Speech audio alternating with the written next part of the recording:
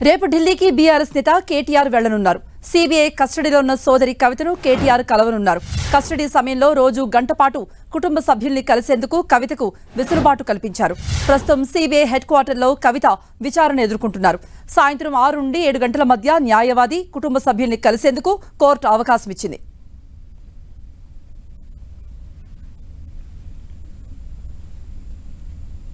ఇక దీనిపై మరిన్ని అప్డేట్స్ ఇవ్వడానికి ఢిల్లీ నుండి మా ప్రతినిధి గోపి లైవ్ లో జాయిన్ అవుతున్నారు. గోపి,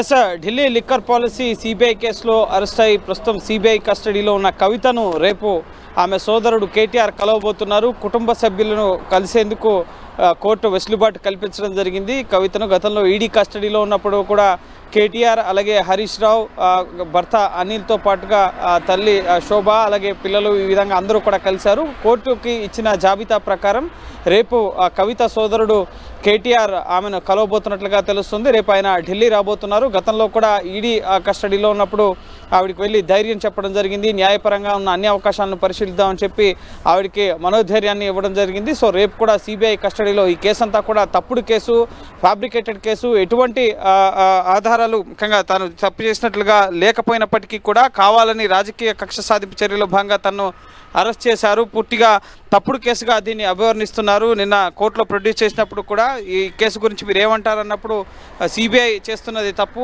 ఇదంతా కూడా తప్పుడు కేసు అయినప్పుడు నేను చెప్పడానికి ఏముంటుంది, సిబిఐ వ్యవహరిస్తున్న తీరు సరికాదు అని చెప్పి కవిత వ్యాఖ్యానించడం జరిగింది. సో ఈ విధంగా కవిత మాత్రం ఈ కేసులో అప్రూవర్గా మారుతా అని చెప్పి కానీ మనీ లాండరింగ్ కేసులో లేక సిబిఐ కేసులో కానీ మొదటి నుంచి కూడా తాను ఏ తప్పు చేయలేదని చెప్తున్నారు. కడిగిన ముఖ్యంలో బయటకు వస్తా అని చెప్పడం జరిగింది. సో ఇప్పుడు కూడా న్యాయపరంగా ఉన్న అన్ని అవకాశాలను కూడా పరిశీలిస్తున్నారు. సో రేపు కేటీఆర్ ఢిల్లీ వచ్చిన తర్వాత సిబిఐ కేసులో కూడా ఎటువంటి న్యాయ పోరాటం చేయాలి, ముఖ్యంగా న్యాయవాదులను కలిసే అవకాశం ఉంది. ఇప్పటికే సుప్రీంకోర్టులో అలాగే ట్రయల్ కోర్టులో అభిషేక్ మను సింఘ్వి అలాగే నితీష్ రాణా ఇటు విక్రమ్ చౌదరి లాంటి సీనియర్ న్యాయవాదులు కవిత తరపున వాదనలు వినిపిస్తున్నారు. సో న్యాయపరంగా ఎటువంటి చర్యలు తీసుకోవాలన్న అంశానికి సంబంధించి కూడా కేటీఆర్ కూడా ఇటు వివిధ న్యాయవాదులతో భేటీ అయ్యే అవకాశం కనిపిస్తోంది. సో రేపు సాయంత్రం 6 నుంచి 7 గంటల మధ్యలో కవిత తరపు న్యాయవాది మోహిత్ రావు అలాగే కేటీఆర్ కవితను సిబిఐ కస్టడీలో కలవబోతున్నారు.